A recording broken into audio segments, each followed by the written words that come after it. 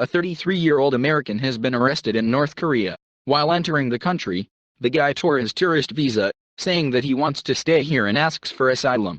But things didn't go quite the way he expected. A 33-year-old resident of the U.S. state of California named Matthew Todd Miller went to North Korea back in 2014 and tore up his tourist visa right at the airport.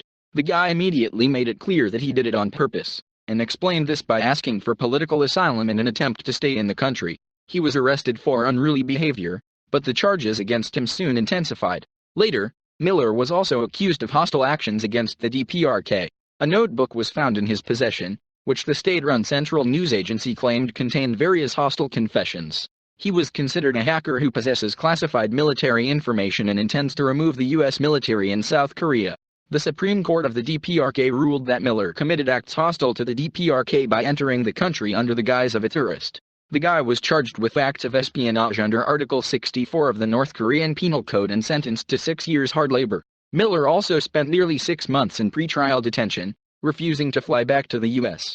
So why did he come to North Korea? According to the guy, he just wanted to see North Korea beyond the imagination of the average tourist, and get closer to the locals.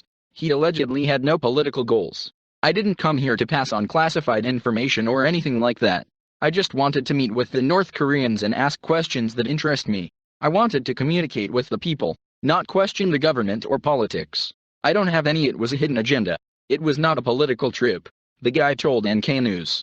After receiving his verdict, Miller considered his trip a mistake. He also called on the U.S. government to help secure his release, although he initially asked for asylum and refused to contact his government. "I was in control. I knew the risks and the consequences.